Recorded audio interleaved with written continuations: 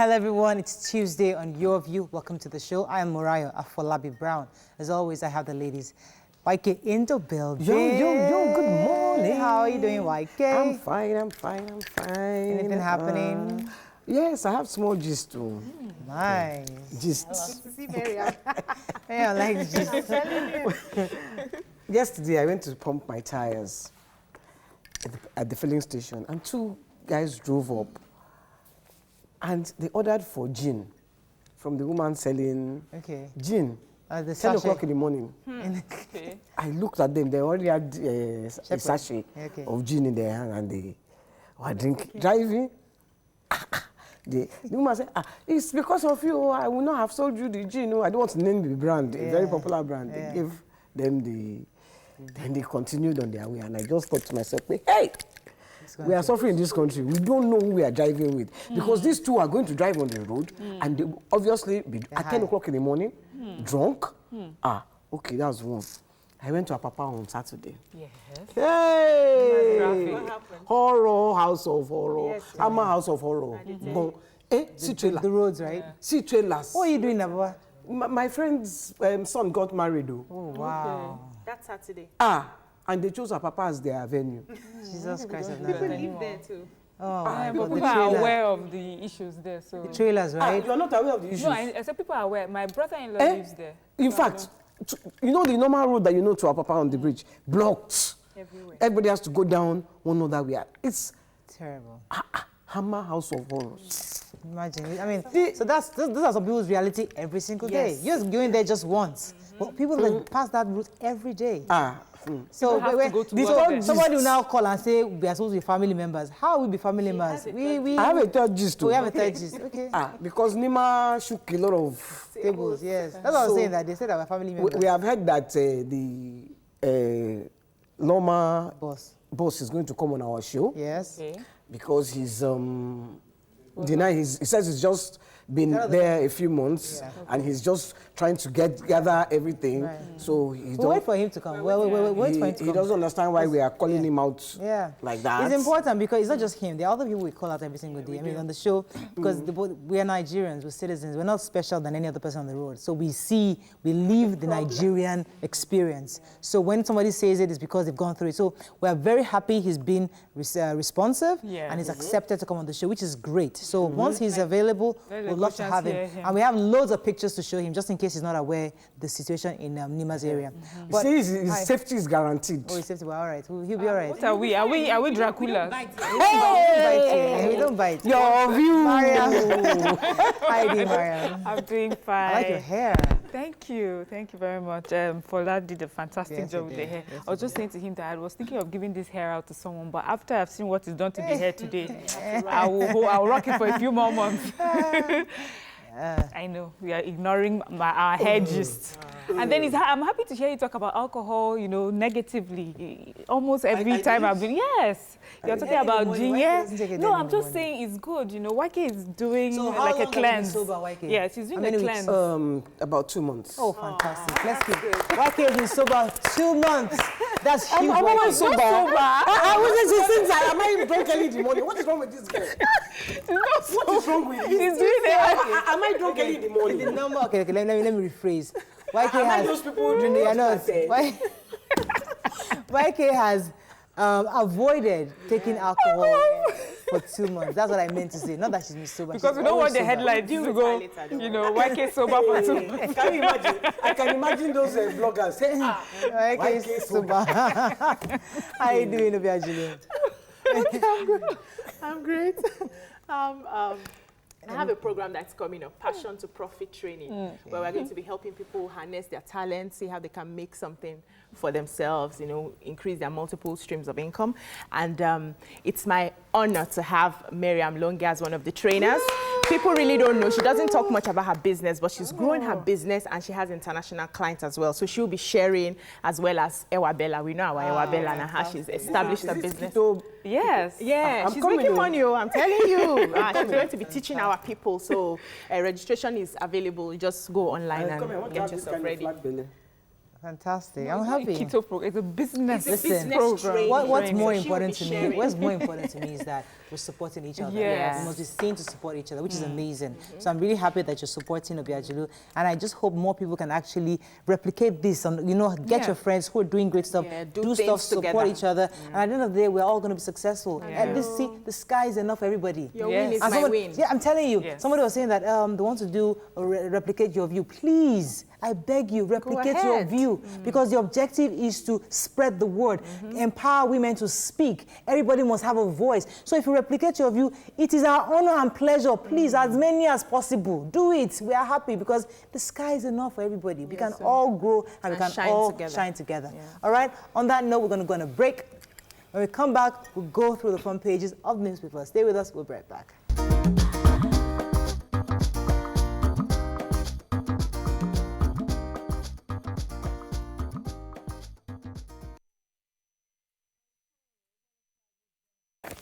We're going to start with The Nation.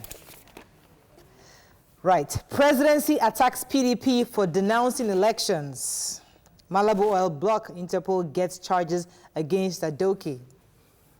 Senate gets threats over hate speech bill.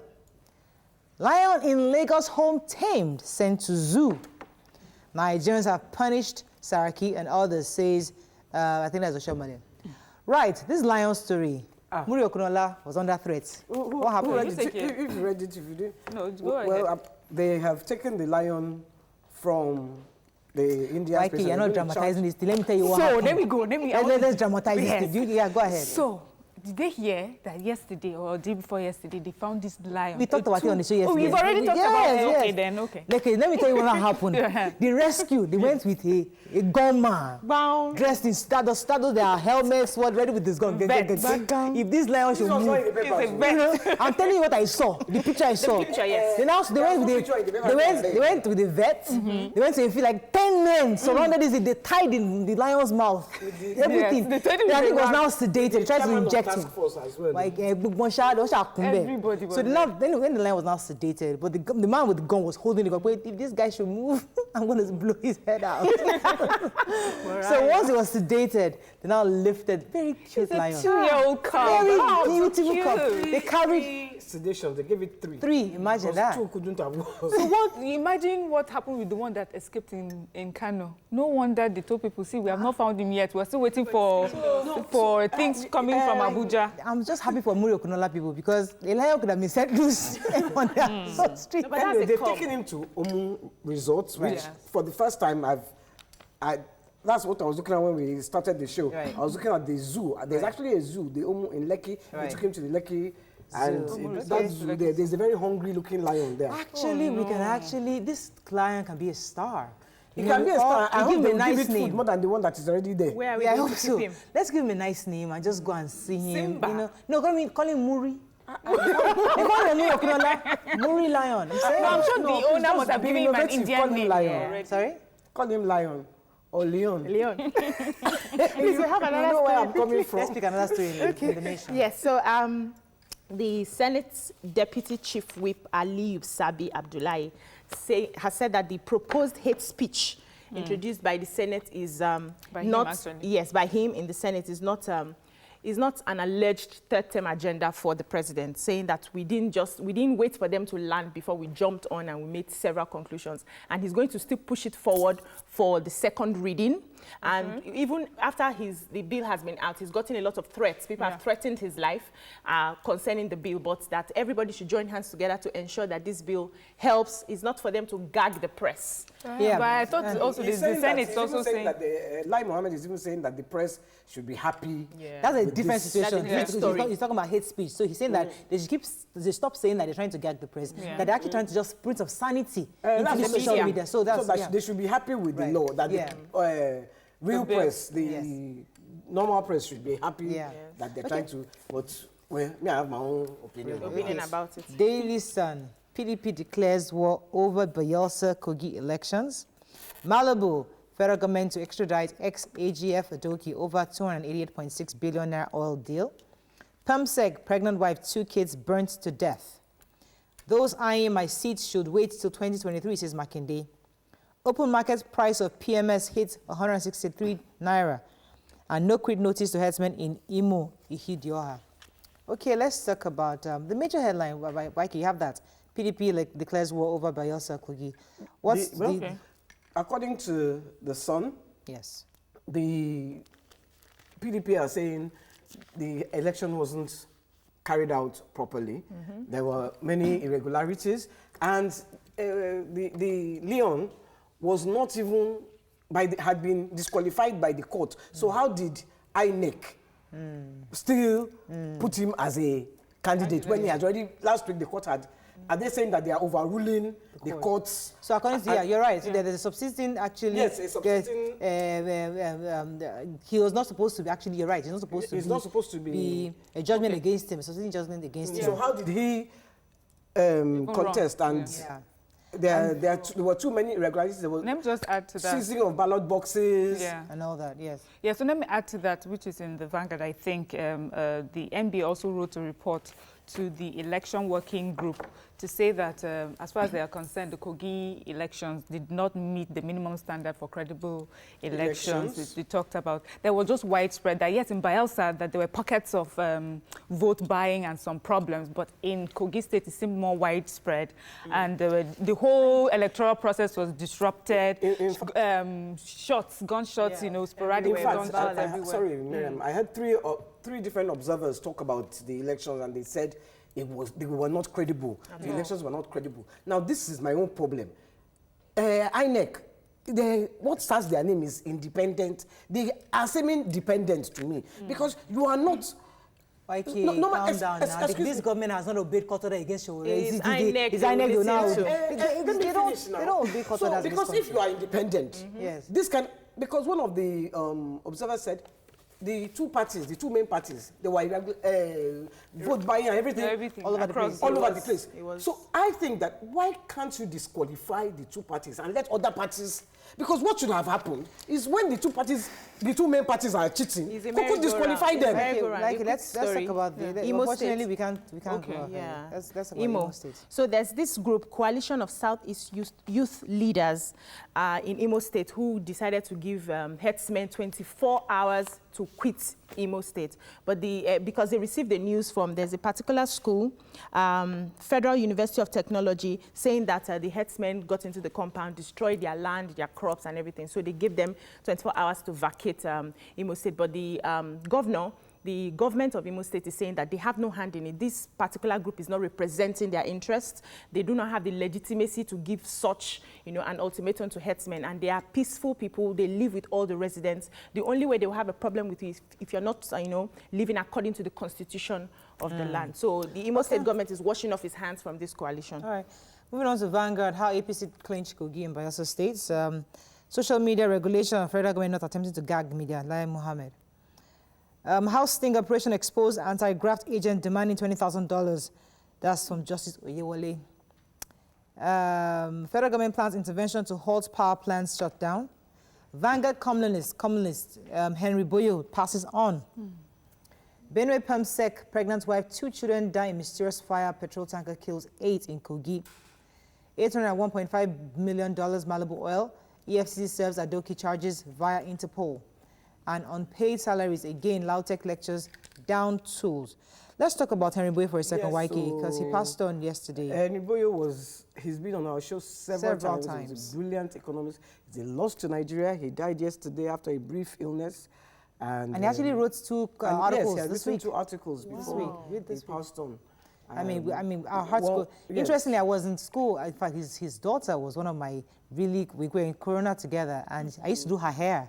I used to do her hair a lot. She had this long, beautiful hair. And I told her anytime he comes around, I say his daughter, I always say hello to his daughter.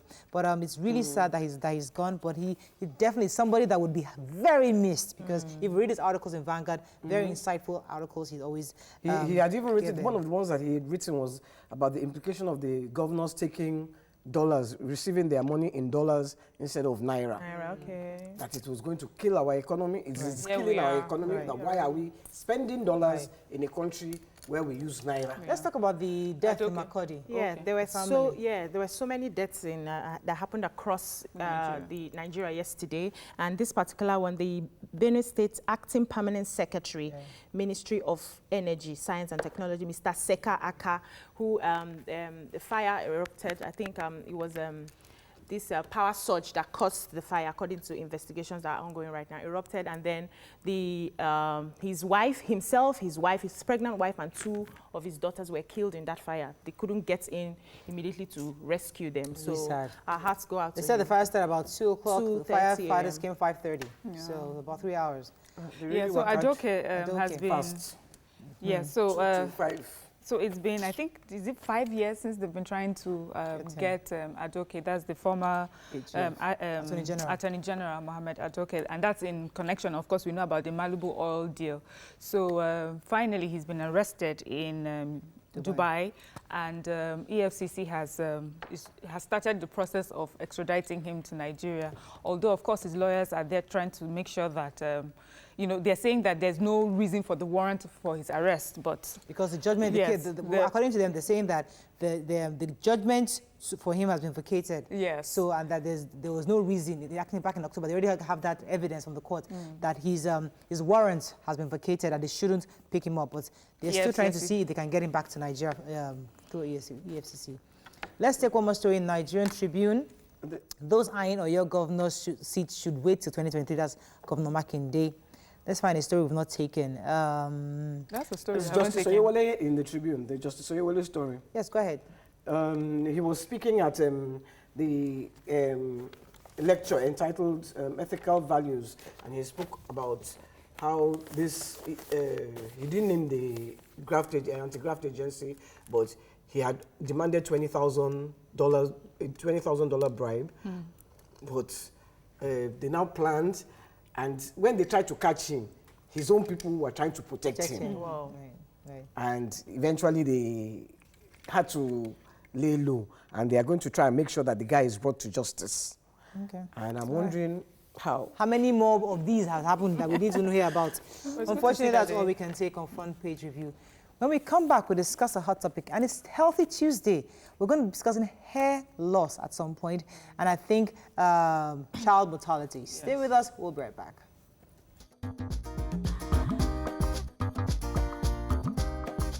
Stay tuned. Your View will be right back.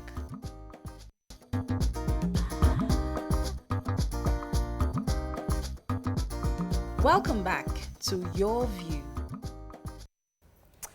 Thanks for staying with us. So many people have always asked, eat Nigerian, wear Nigeria, travel Nigeria. But do they really mean this? Well, someone is asking the question that, don't you think it's a good idea for us to start wearing a traditional attire to corporate events, corporate offices? Since if we want to be all Nigerian, you might as well start from the dressing.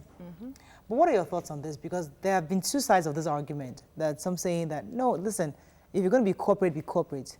You cannot bring in traditional into the corporate life. Do you think that makes sense? What are your thoughts? Call us on 070-8066-8014. You can also tweet us at TVC Connect. Please hashtag YourVTVC so we can read your tweets. So this issue of dressing, Julie, let me start with you, since you are really excited about this topic. I am happy. Happy about what? I remembered in the university, I was one student who always wore Ankara to class, and they were laughing at me. I heard some people saying that because she doesn't have money to buy jeans and top, that's why she's wearing Ankara. But I've always loved to look, wear my own fabric, enjoy my own fabric. It gives me this freedom to express myself as an African. I am happy again that there is an awakening going on, because we're beginning to now see things for what it really is. The people who colonized us have made sure that over the years, they instill their culture in every life they have touched. But we devalue ourselves. Our food we see as local. Our dress is casual. Our language is vernacular. Everything that has to do with... don't even go there. Unkept. Everything that has to do with Africans, we have so made it not pleasant to us, and everybody wants to feel fly. Excuse me, you're wearing a blonde hair. This table I'm shaking, we are all sitting on it. It will not stop me from shaking the table. Let me shake my table in peace. Okay. So please, there is no law anywhere that says, for a corporate organization, you have to wear an English dress when you're an African. You can wear an African attire and go to work. It doesn't stop you. But don't you feel like the African attire is a bit too loud, too distracting? Because I've had that conversation several times. Because when I came to TVC, one of the things we wanted to do was make our anchors dress African, because we're birthing a new station. So we also have that African touch.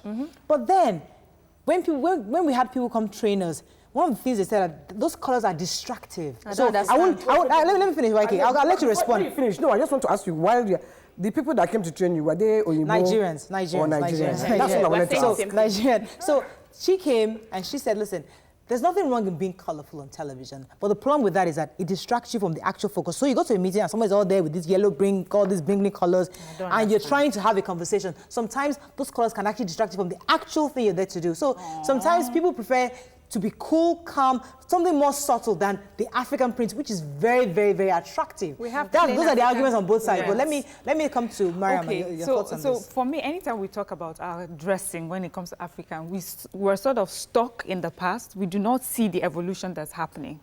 And also a lot of us focus a lot on Lagos State. Outside Lagos State, especially in the north, people actually go to work in their traditional outfits. Lagos, you find more people in their suits, but in the north, you find people would go with their Zeni Deriga and her gele around her neck on a Monday to a Friday. Do you understand? And it's acceptable. And it does not mean that you cannot go. Her dress and her wrapper, and she'll put her tiny gele around her neck. Right. You would see that. You see men in their kaftans.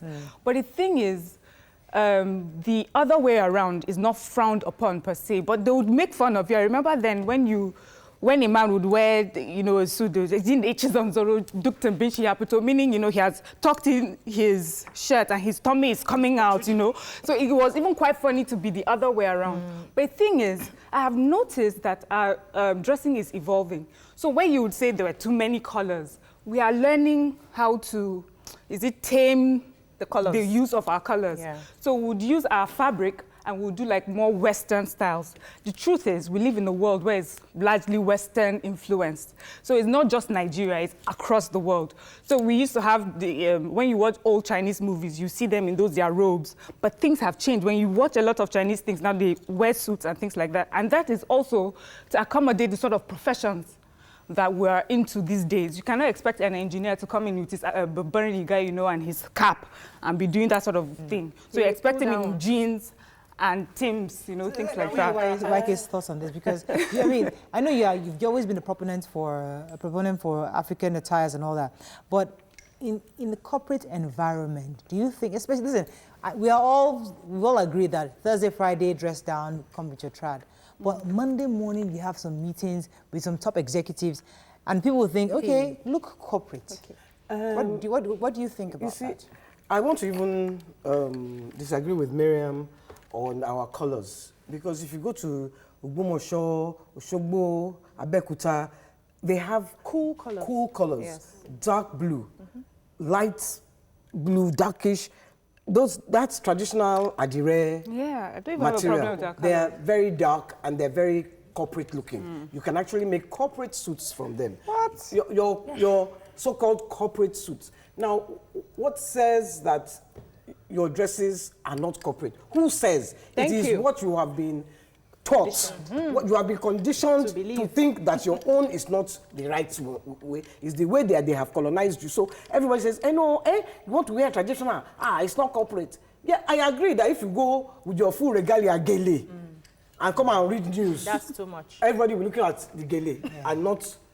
But if you're wearing a nice Adire dress, for instance, nobody's going to be looking at your hair. I know we shine like this. The light will reflect. The lights will be bouncing off his. Let me come to you. Let me take this call first. The light not bouncing off of the Adire's hair. Let me take this call. Are you there? Hello. Yeah. Thanks for calling. Go ahead, please. Good morning. Yes. My name is Yemi. Welcome to the show. Go ahead, sir. For me, decency is key in everything. Yeah. And there are values from who we are. I, for one, I dress to make myself comfortable in the first place. That's the first thing. And like someone said, I think it was Uju that said it as well, the colonialists came with their own way of doing things, their dressing and all of that. What's different in my Hagbada compared with the suits, a three-piece suit brought by the white man?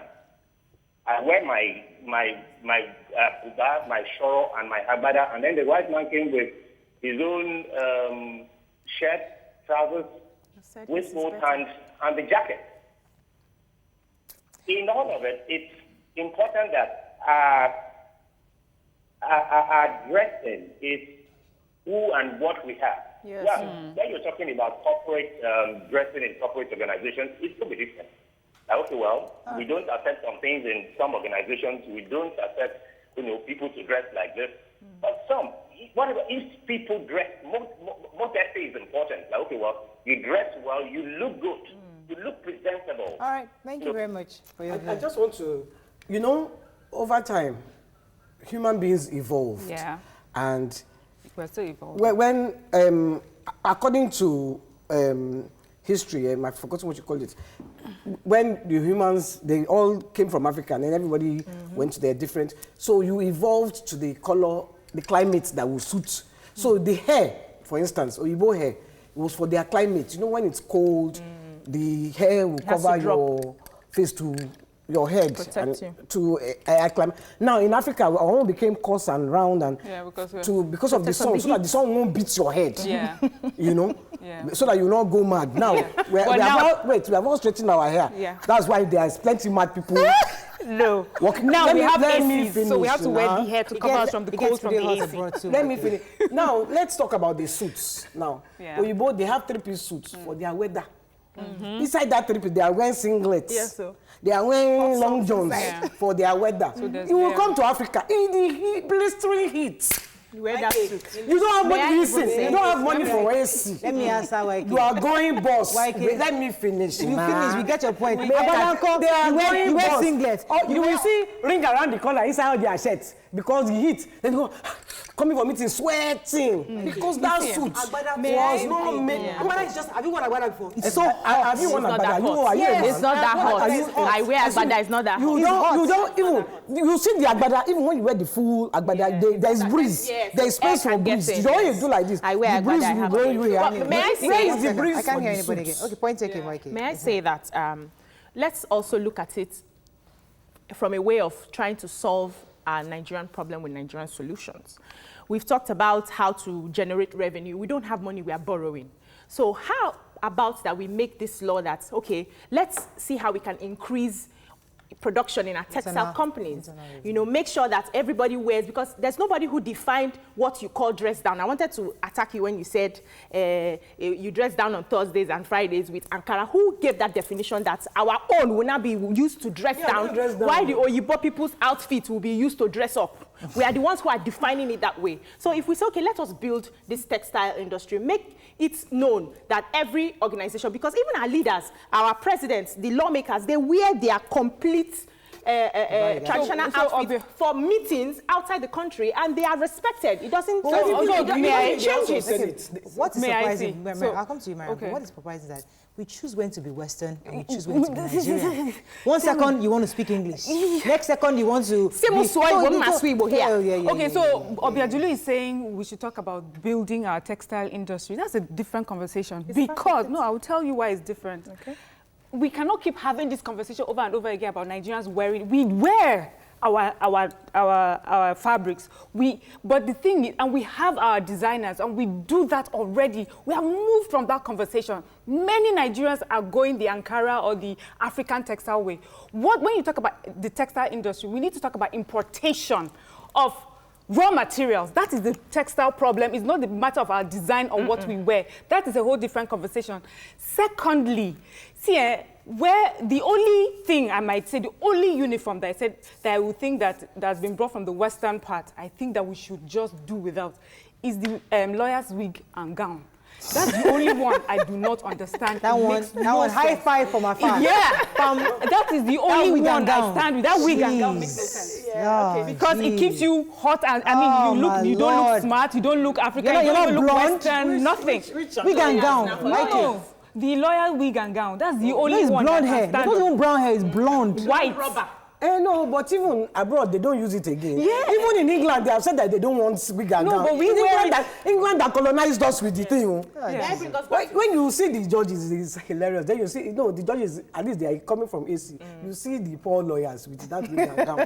Hey, they will be sweating. All right, let me round up on this. Okay, so what the discussion we are having is for corporate Nigeria. Yeah. We know that we wear African attires. A lot of us have it and we wear it. But for corporate Nigeria, where you are working Monday, Tuesday, Wednesday, Thursday, Friday, what stops us from having our traditional attires worn on Mondays, on Tuesdays, on Wednesdays, on Thursdays, then dress down to our jeans and our corporate English wear on Friday? That's what we're discussing. No, so Obiaji, when you have your company, please go ahead. And definitely, most definitely. Even on this show, Seth. Because when I see the person that they are talking about that came to colonize them inside TVC, that said all of them must wear wig.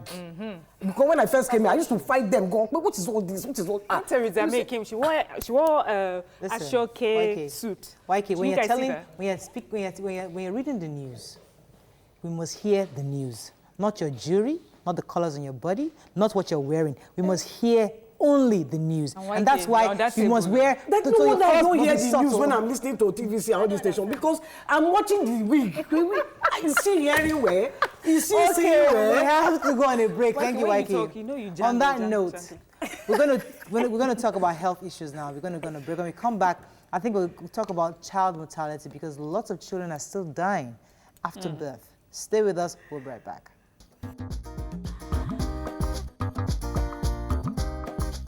Stay tuned. Your View will be right back.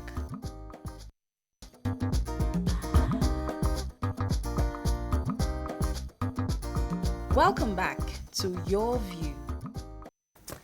Thanks for staying with us. This week is Maternal, Newborn and Child Health Week. Our guests will be enlightening us on what the ministry is doing to ensure every newborn and mothers are safe, and how we can have effective and sustainable healthcare delivery for both women and children. Joining us on the show is the manager, Saving 1 Million Lives Program for Results, Lagos State Ministry of Health, Dr.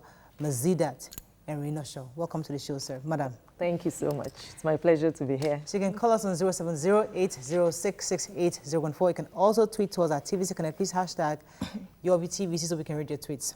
All right, so we always hear... Take some tweets from... Oh, yeah. Sorry, I forgot to say that. So Raymond Bala Brown says, we just have to start to learn to be proudly African in our dressing. African designs are tailored to our weather. We have to reflect Africa in our corporate world. Vera Green says, it would be nice if we adopt our native attires, but the tailors are the problems now. They should reduce the price of sewing. I don't do much sewing because of the high price of buying material and sewing. It is times 2 of corporate wear. And Omogbala says, Moriah Biko, leave Obiajulu to rant in peace. I'm with her on this. Who says we cannot sew and craft to suit whatever corporate environment you want? Thank you. So for those that didn't watch the first part of it, initially our first topic was on wearing African clothing for corporate Nigeria. Now back to the issue of health. We also hear of maternal mortality, but this is child mortality we're talking about here, where even after birth, there's a possibility that that child might still not make it. There's that critical time. Yes. And we see that there's been more of this happening in Lagos State and across other states. Let me ask you, why is it today that, 2019, we're still having issue of child mortality? Thank you for this. Childhood mortality basically is largely preventable. And if you look at our society, even beyond Lagos, we realize that a lot of these childhood deaths is largely preventable. Majority of these childhood deaths ranges from malaria, pneumonia, especially for the newborn child. You have a baby that is newly born, is not properly resuscitated. And we have situations where you have some of our mothers delivered at unregistered traditional birth attendant places. What do I mean by this? There's no way we can jettison the TBs because they are actually very important. our people come to the facility to access antenatal care, the mothers. But you realize some of them actually go to the TBA to deliver. We're not saying you shouldn't go to the TBAs, but what we are saying is we want the traditional birth attendant themselves to know their limits. That is why we are saying if they are registered with governments, they will be able to have a lot of collaboration with us as a state. And the State Ministry of Health, for those registered traditional birth attendants, we have had some packages for them whereby they have had some form of training on the danger signs of pregnancy, and they know their limitations. They know when to refer to the next level of care. Now, the Maternal, Newborn and Child Health Week, it's a week that is set aside by the federal government of Nigeria. And it is actually aimed at improving maternal, newborn, and child health indices. What do I mean by this? So it doesn't only focus on the child. It focuses on the mother. And we're saying we need to actually promote male involvement. I could recall when I was in school, when I was in medical school, University of Ibadan to be precise, and I was doing my exam. It was my last final year exam. And the patient that I had for exam, the mother was telling me was a 9-year-old boy that had tetanus. The mother told me that this child right from birth has not had one single immunization. And I asked her, she's learned. And I said, madam, why didn't you take your child for it? She said, she didn't just have any reason for not bringing this child for immunization. And what comes to mind is this is a learned woman. So what do you now tell the woman that is not learned? So we're saying we need a situation where, so federal government now felt he marked a particular week for Maternal, Newborn and Child Health Week. It doesn't mean routinely these activities does not occur in our primary healthcare centers. As we speak, we have over 300 functional primary healthcare centers in Lagos State. And the Maternal, Newborn and Child Health Week normally occurs in May and November. Initially, it was a one-off event in the year. But we now saw that the rate at which children are dying, even mothers, largely from preventable deaths, i.e. postpartum bleeding. When a woman gives birth, is bleeding profusely, and the health worker doesn't really know what to do. That's why we're saying, even if you need to patronize the traditional birth attendants, make sure it's the registered ones. Exactly. Because so it's largely preventable. The registered TBA know their limits because they've had an interface with us. So my question, I'm so happy that you are accepting that these TBAs exist. Yes, and that we are also acknowledging that we're not saying you shouldn't do your job or be registered. How do I, a pregnant woman, know that this TBA, this traditional birth attendant, is registered with Lagos State or any other state government? Okay, thank you. For the registered TBAs, they have their license. And for the woman that is coming to access care in their facility, will have seen their license properly displayed in their facility. They are actually licensed by the Traditional Medicine Board of Lagos State. Traditional Medicine Board, okay. There's a Traditional Medicine Board that is put up by Lagos State government to regulate the policies and the way the traditional birth attendants actually carry out their duties. So if a mother, I'm coming like a mother, for example, I live in the rural setting, and there's no functional PHC close to me, I will try as much as possible to look for a licensed TBA within my locality. And the reason is because I want to prevent deaths from the mother as well as the unborn child. Because we've had scenarios whereby there are a lot of, we get a lot of high patronage of mothers going to the unregistered TBAs. I keep saying the unregistered TBAs. The registered TBAs actually know their limits because they've been trained on danger signs of pregnancy and they know when to refer. What do I mean by these danger signs of pregnancy? A woman comes to their facility and is actually draining water before pregnancy is up to 9 months. That tells you the TBA knows at that point in time, I need to refer to the nearest health facility. And they've been referring to us. Because they've had that interface, through that medium, they've been able to reduce the incidence of childhood mortality. So that is one side of it. We still have people in the not so, is it low-cost areas, rural areas, low-income areas, who visit quack nurses who have been in the hospitals, but then they've lost their job, but they're no longer working, who take births from them. How is there anything the ministry is doing to fish out those quack nurses? Very good question. I will say proudly here that Lagos State government, we have an agency, that's the Health Facility Management Agency, that's the EFAMA. And basically what EFAMA does is to regulate all these unlicensed facilities. Presently, what EFAMA is doing is to ensure that they get to facilities where they have their own criteria of ensuring that, okay, they get to a nursing home, for example. do you have this nurse? It's not just getting to a nursing home and is an auxiliary nurse. An auxiliary nurse that doesn't know how to actually attend to a woman that is pregnant and is in labor. So what a farmer does is to ensure that when they go out doing their field visits, they go to most of these nursing homes that is being established by quack nurses and even doctors that are not registered with government, that don't even have a practicing license. And we've had scenarios whereby over 500 homes, i.e. maternity homes, nursing homes, and even hospitals, private hospitals that don't have the standard criteria laid down by government for you to actually run even a health facility. What are these standard criteria? You must have a qualified doctor. You must have at least 2 nurses. You must have functioning machine and some other criteria. The essence of this is to actually keep in check what this, quack health professionals, what they do. So in that stance, a health facilities management agency is saddled with that responsibility to ensure that we have a situation whereby we curb the excesses of these quack health professionals. Okay, so I know that we have health centers. And yes.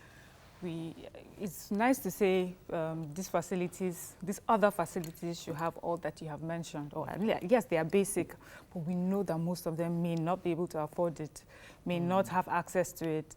The thing is, I wonder if the Lagos State government has a relationship, has a way of finding out new centers, these traditional centers that are not registered, not to punish them, but to find a way to get them on board, because whether we like it or not, they have like more grassroots access to those in the offices in the cities. So what do you do when you find situations like this?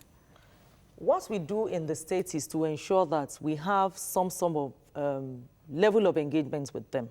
We try as much as possible to let them know the reason why they need to be registered with the state government, because the benefits of Lagos State government cannot interface with an unregistered TB. What does it cost them? So basically what it costs them is to come to the Traditional Medicine Board. When they get there, they will be given their license form and they pay some stipends to be licensed. And every year they renew their license. But we realize that a lot of them feel, oh, you are asking us to pay this amount of money on a yearly basis.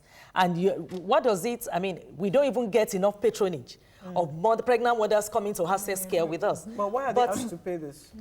Because they need to pay some form of money to put them in check. And what basically the government is asking for is just a little stipend.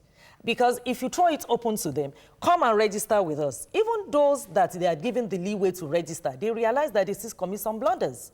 So they need, the Traditional Medicine Board now came up with some regulatory measures to ensure that, okay, beyond even you registering, they go to all those facilities, have a stakeholder engagement with them, and let them see how they actually practice the process of child delivery. Let me ask you a question. Yes. So if I'm living in a community and I suspect there's a nurse who actually takes births, and I'm not sure, I'm sure she's good at what she does, but I just want to be sure that this is actually registered. Is there a website or somewhere I can go to get to know the list of registered, or do I just come to Lagos State Government and say, there's Mrs. ABC doing this, what's the process? Because a lot of people know these birth attendants, but they don't know how to report them. So what's the easiest way to report a suspected unregistered quack attendant? As we speak, the Traditional Medicine Board is coming up with the means of communication, especially at the grassroots level, because we know these are rural women. They cannot come all the way to their office in Onikon to say, oh, we've identified that this nurse is a quack and is actually taking delivery. It's the best they could get within that locality. So the Traditional Medicine Board try as much as possible to design a way that is ongoing at the moment, because we've actually gotten a lot of feelers from the populace that's come. You are saying we shouldn't go to them, but they are the one we can actually reach and get, healthcare interventions as early as we can, before even getting to the primary level of care. So the TMB is coming up with that design to ensure that the populace, as far as the woman in the market, in that rural setting, is able to have that key information as it relates to that TBA site. And at the end of the day, the woman, the pregnant woman that will be able to access that care will ensure that it's not going to that unregistered TBA. And if found wanting for that unregistered TBA site is reported, there's a means of reporting that Traditional Medicine Board is coming up with, so that it's easier for the woman in the community, especially the rural women. Does Lagos State give them things like cotton wool or whatever you need to deliver a baby. Yes. Because if you're collecting actually stipends, you should be giving them things for... Like I said, they are paying a certain amount, some stipend for the license. And once they are registered, they come on board and they are registered. This registration means that they have some form of training, which is community-based activity. What it means is that for this registered TBA that had come to engage with government, they undergo some form of training, and this training is about knowing the danger signs in pregnancy, and they support them with some mama kits. These mama kits contain all the devices, the kits that they will use in taking delivery that is not complicated. Not complicated. How sustainable is this support? Because we know that in our primary health care centers and the hospitals, we still need to pay for these kits that are, you claim now that you people give to the TBAs for free. THCs, let me say categorically, does not charge a fee for deliveries. Antenatal care is free in our primary health care centers. As we speak, we have over almost 305 functional PHCs in the locality, all across Lagos State. And Lagos State has about 376 wards. And if we have 305, even more than, because we keep updating our figures, functional primary health care centers, we're using the medium of the Maternal, Newborn and Child Health Week for mothers to please bring their children. Not only the child will benefit from immunization, they are going to, give them some health-seeking behavior on hygiene. So it's free in the primary health? It's free in the primary health care centers. So we are trying as much as possible to ensure that we are encouraging, that's why male involvement is very key in health interventions. We've had scenarios where the men actually bring their children for immunization.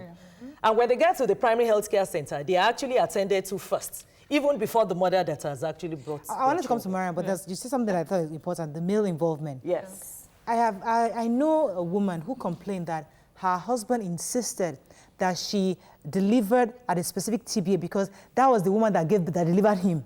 Delivered all his siblings, the entire family, so she has been a generational delivery person. And now, and so she feels that this woman is, and the person that delivered, old woman. I said, when she saw the woman, she was thinking, can this woman do this thing? But because her husband has said, that's the woman that gave birth to all of us in our family and all the neighborhood. Invariably, she must also. Yes. So in that kind of woman, who does she go to? Who can she go to help, to even ensure that this grandma can deliver? So she comes to you, or she comes to Lagos State government? What does she can deliver if she's at the center? That means she can. If invariably for that, if the grandma still works there and is being trained, because when we say skilled birth is any individual that can actually take delivery. For us in Lagos State, the doctors and nurses are skilled birth workers. The TBAs are not skilled birth.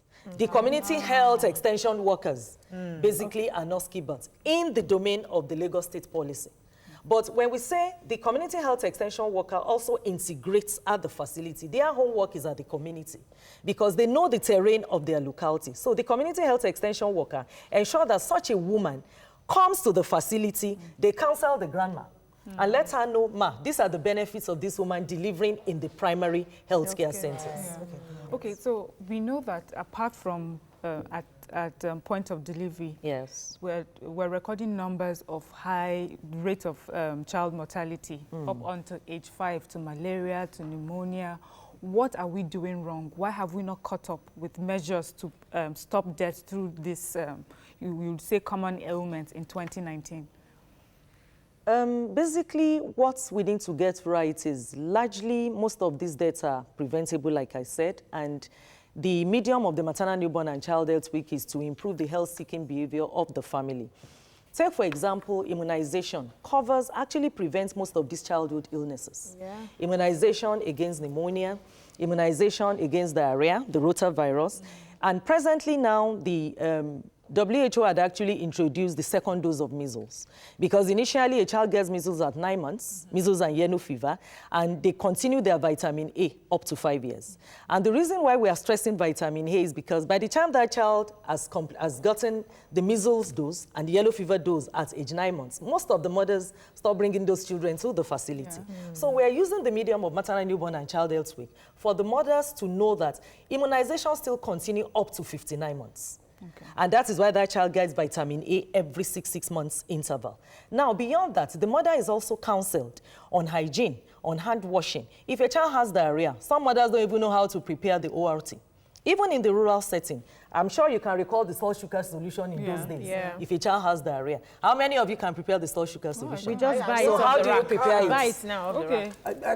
Can you tell me how do you prepare the salt sugar? No, we just buy it. Let me see, because my child is 31. Okay. Some sugar, salt, and water. Now, it's the measurement. The measurement now that I can't remember. 8 spoons of sugar. Here's what I do. That butter, I use the big, the water bottle. Water, yeah. And I put the water all the way. Yes. Okay. And I put, I think it's 6 spoons of salt and 8 spoons of sugar. It starts tasting. That's what you can buy off. See what we're saying? That's what you can buy off the rack. Yes. The way you mix it, it has to taste like salt water. Yes. Teardrops. Yes. Yes. That's the way. So I would do it according to that taste, what I remember the taste to be, because I remember I had to do it. That one is for not myself. that effective anymore. So just give us. Most of us just go woman- and get it from the pharmacy. Let's take our mind back to the rural setting. And I'm asking Miriam, Yeah. oh, your child has diarrhea. Yeah. This child has diarrhea. The PHC is so far from you, and you want to give that first aid. And there's even no salt or sugar at home. What other thing do you think you can use? Oh, wow. Within your domain, yeah, they can actually use bread. as a stopgap. Eat bread to stop the people from coming. That's what they told us. Eat bread. Or gari, chew gari. Eat chew gari. I'm just the wrong Gary guy. water, coconut water, rural setting. Sorry, what are the answers? What's the answer to the question? Gari Let us know the Coconut answer. water. They can do coconut water in the rural setting, where there's even no salt or sugar at that point in time. Because what you want to do is to prevent that child from going into shock. If the child goes into shock, then you have to Coconut keep water, you have to get a resuscitating. coconut from the tree, Yes, heat that's it, why I and said that in water. a rural Rural setting. setting. You But said Gary now- water too. You Yes, mentioned Gary water. as a stopgap.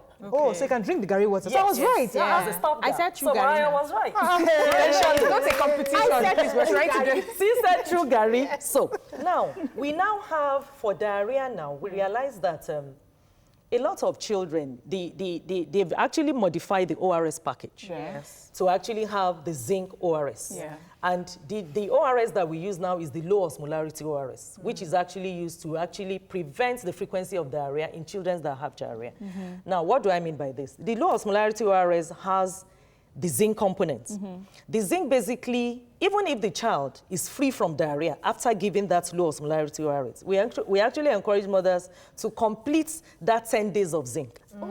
Because zinc is a micronutrient. Nima says but that. you realize a lot of mothers, once the child is free from diarrhea, My child does Yeah. not drink even it. we that are learned, Yes, you're very it's correct. actually flavored now. You're very correct. It is. Okay? It's flavored So, now. So that 10 days must be complete. that 10 days must be complete because one, what it does is to prevent the frequency of diarrhea. Okay, we have to go. Oh, this is getting juicy. Unfortunately, I have to run. wanted to ask her a We have to run, question. but I'll try to squeeze in 5 minutes after the break. Stay with us. Please.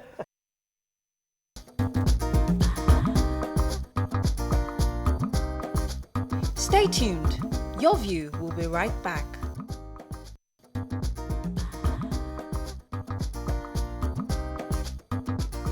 Welcome back to Your View. Welcome back. So we need to wrap up on this very quickly. Mariam had a Yes, question. I was yeah. asking if we have enough reach. How many health centers do we have per ward? Like on the average, each ward, how many centers would you say? Each ward, I would say, have about 2 to 3 primary health care centers. And for those wards that doesn't even have primary health care centers, the Lagos State Primary Health Care Board also conducts outreaches. What do I mean by outreaches? That is taking health interventions to people at their doorstep.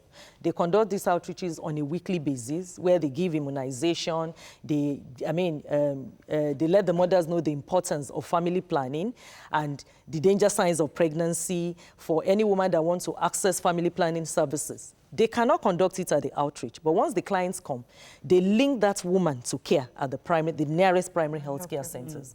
So outreaches is being done on a weekly basis for those wards that doesn't have primary health care. So is it safe to say, in conclusion, that everybody should identify a primary health care center in their neighborhood? In their neighborhood. So there's at least one, you're saying? At least one in your neighborhood. And even if you're going further, you want to identify a comprehensive primary health care centers, meaning anytime you get there 24 hours, there's a doctor, there's a nurse to attend to your needs there. So regardless of where you live, Yes. find out if there's a comprehensive primary health health care center. That one has a 24-hour doctor. For all the 57 local governments in the Wow. state, there's a one comprehensive primary health care center Fantastic. in What each are you mean locality. about the quack hospitals? Because they're actually quack clinics, quack where people go and give birth. And when you see the whole effigy, you would think, oh, Something good. and the death rate there is high, because And when they you are get quacks. what is Lagos State doing about that? Lagos State government through a farmer is shutting down those quack centers. Fantastic. Okay, Shutting them down, and we've got a lot of allegations. Fantastic. Oh, why are you shutting me down? They come to us on a daily basis in the ministry.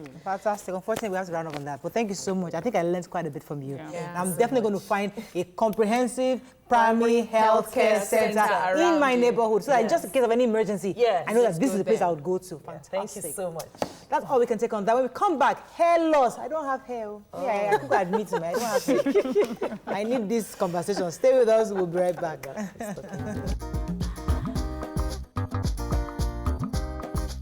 Stay tuned.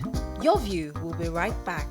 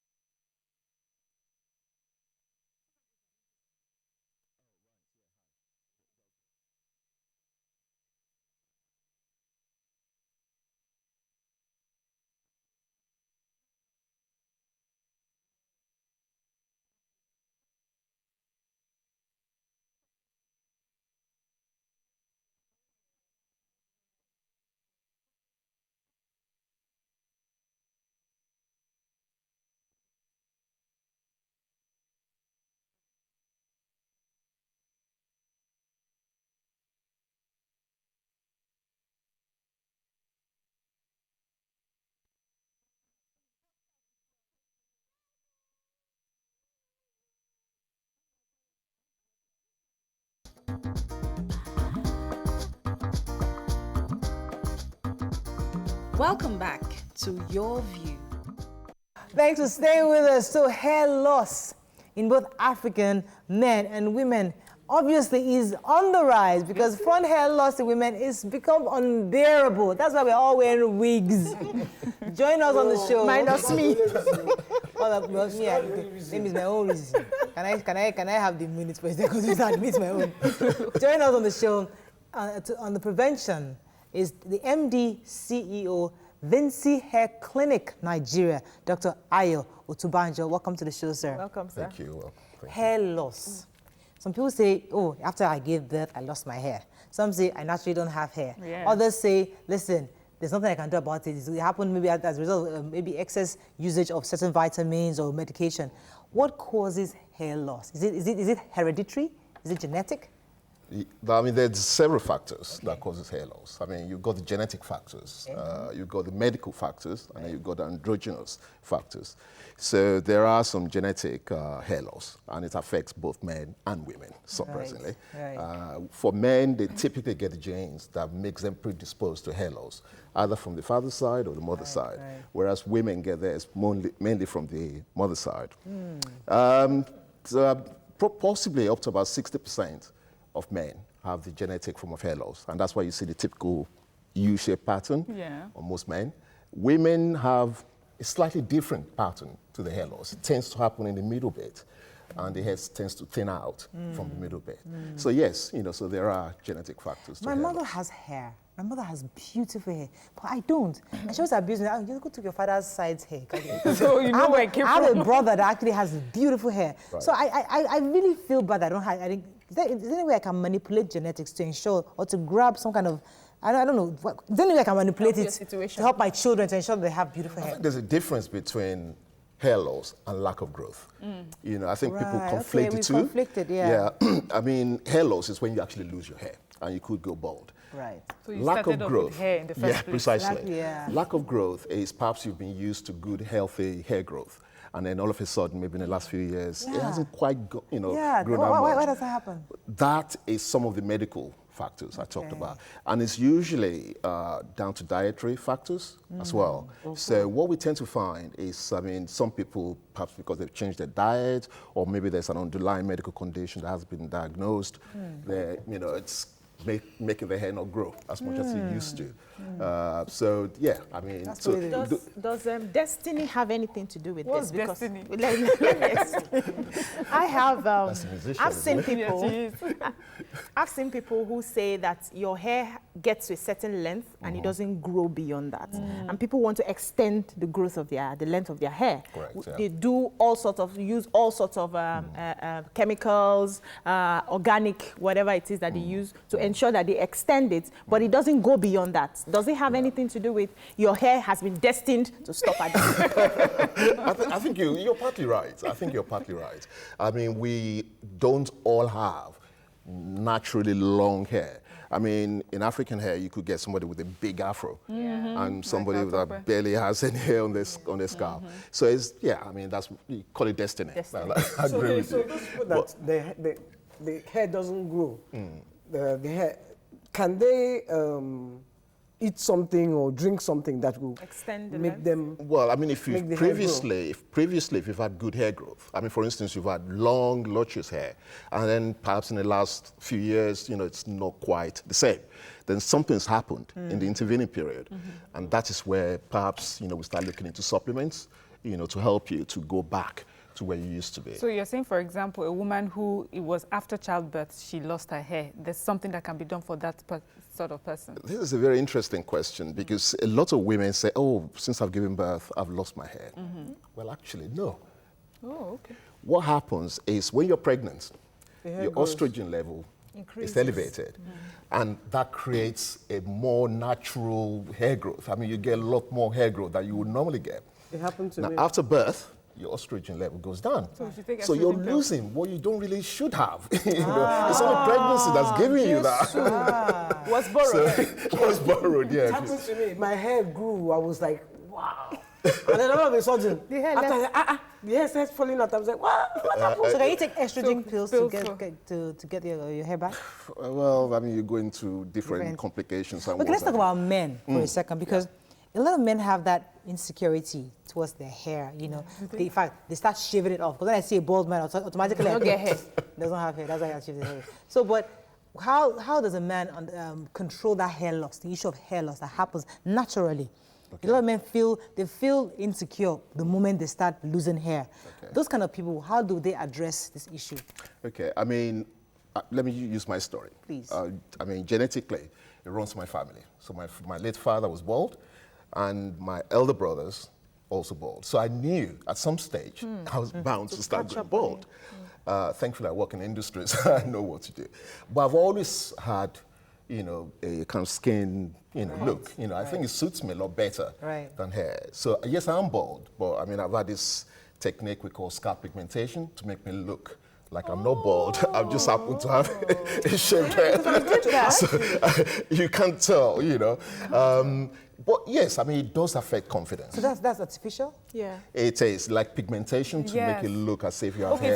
So yours looks like really natural. Yeah, because usually natural. I would see that on TV or social media, and from looking at that, it looks like it may look a bit unnatural, that you'll be able to tell, but I can't tell with yours. That's exactly what we do. Yeah, because when you walked in and they said, oh, you are the hair doctor, and I looked at your head and I was like, and then, because I know that when they're bald, it's really actually very white. So you can help men. Of course. To have this. Of course. Wow, you know, we do help men. I mean, it depends on the extent of the baldness. So if you've gone totally bald, the pigmentation is naturally your option, you know, because it will give you that hairline that would have disappeared with baldness. But can you help men grow hair?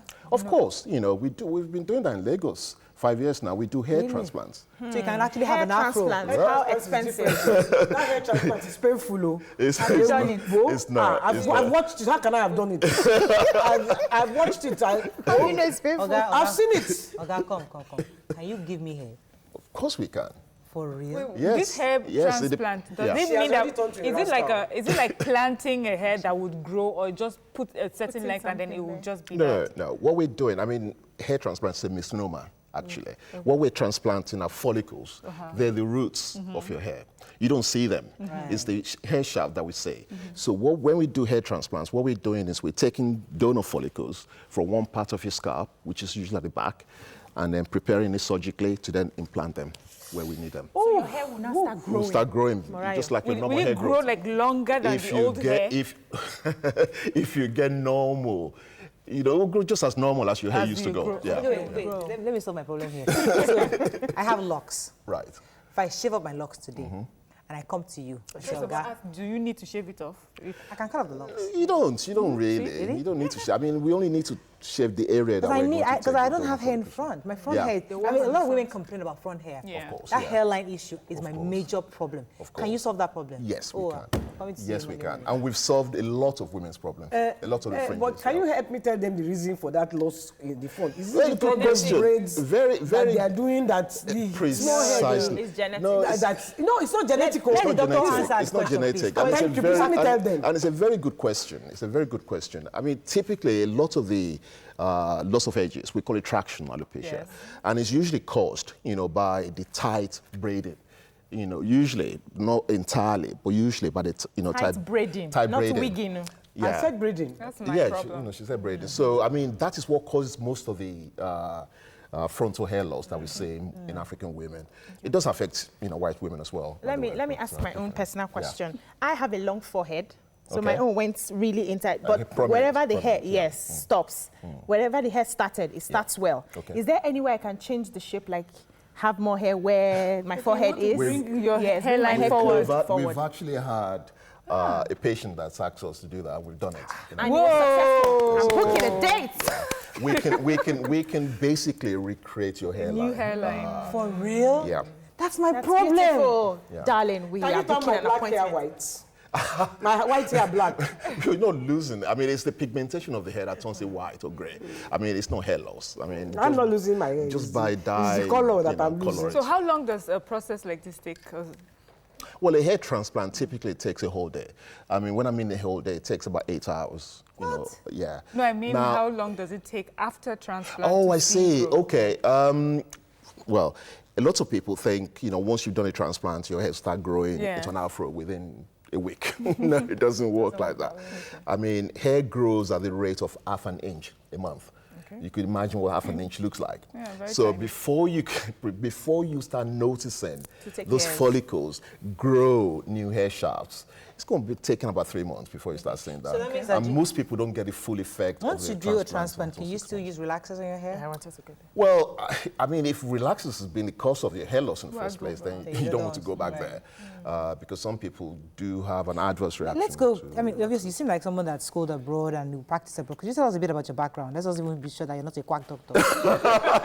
Because, you obviously moved back I'm a home. specialist hair restoration medical person. I work in the UK. Okay. I'm part of the international Vinci group. Okay. So it's a global medical group. Vinci group. So it's a global medical group. And we set up a clinic in Nigeria about 5 years ago. So I was actually brought here because of my background, to head that up. Yeah. So you're in Nigeria now? Yeah. How would you say this procedure? Don't tell us on television. Yeah. So how would you say Can a common man afford it? Well, Are you common or are you? it's certainly not within the reach of the ordinary Nigerian. Let me put it that way, because. But they can afford it. I know. Yeah, so what would you say? How would you say Nigerian men are taking this? Do you have a lot of Nigerian men come Of course, for treatments of course. like this? I mean, you've got to realize in this age of Instagram, image is everything. So everybody wants to look their best. Nobody wants to, So you're tapping into our ego. Yes. You can say Ask that. you this question. Yeah. Is hair growth, what kind of food, if I don't want to do all this, there should be food I can eat to make my hair grow. Well, What are the foods that I can actually eat to make my hair grow? It's not so much the kind of food that you have to eat. I think it's just basically the nutrients that's going into your bloodstream. So and sometimes those nutrients don't get broken down in the right quantities, and that's why you need supplements. So there isn't a specific food. The only thing is I would say, look, get a good balanced diet. That's number one. And then if there's still an issue, then perhaps you need supplements. Now, let me ask you're saying those really expensive supplements for hair and nails and actually work? Well, it depends on we hear what they are. sometimes that they're just for marketing gimmicks. I've seen a product called biotin being advertised as a cure for hair loss and, No, biotin is just one tiny element in a series of vitamins A, B, C, D, iron, zinc. I mean, there's so many, so just buying biotin thinking, wow, that's the cure. Yeah, okay, so the issue of using vitamins, because somebody told me that if you use vitamins for your hair, the hair that will be growing from even down south, everywhere, there'll be hair all over the place. So you have hair here, you have in the north, east, south, everywhere. Is that happening? No, I've never come across that now. What about... I'm not communicating, but I've communicated to her. I don't know, because my hair doesn't grow under my arms anymore for like 8 years now. I've not had hair under my arms. So I'm happy. Why? Is that normal? Could it be menopause? It could be. I'm sure it's to do with the older menopause. women That's what I'm asking. we get, right? The less we grow hair. I've not had to shave at all. Hormonal factors that, obviously the older you get, and when you get close to menopause, then you start seeing some changes. We have to wrap up. Let's just jump in. Do we have any connection with psychological factors? Because sometimes people have hair, and because of the certain stresses they go through, they begin to lose it. Is there anything you can do? Yeah, there's a condition called trichotillomania. Okay. Basically, it just means the pulling of the hair. And it usually affects people who are anxious. When you're going through a period of anxiety, you start pulling your hair. I mean, so that is psychological. Is there any way it can be treated? Well, obviously, I would say therapy first. To deal with the anxiety. To deal with that anxiety. Because once that's gone. My daughter naturally pulls out her. I mean, she just pulls it out. Yeah. Not when she's upset, just normally. That's how she wells with time. I'm trying to stop that habit. If she continues like that, would have that issue of hair loss growing up, or? Well, if she keeps pulling her hair, yes. I mean, it will damage the follicles eventually. I think you need to find out why she's anxious. She's doing that, yeah. Maybe exam pressures or. Oh, right. There's some people that have dreadlocks, very, very long dreadlocks, and then the hair, one strand will pull out, another place becomes bald. Is there a way to repair that kind of bald patches? Bald patches. I mean, this is where hair transplants comes in, because yes, it can be repaired. Unfortunately, that's all we can take. But thank you so much. You're Now that we know that those of us that have thin hairlines, we have hope. Absolutely. Okay. Absolutely. All right. That's all we can take. Cannot grow Brazilian Tomorrow hair from our is our live audience show. Please don't miss that show. See you there. Take care. Have a lovely day. Bye bye.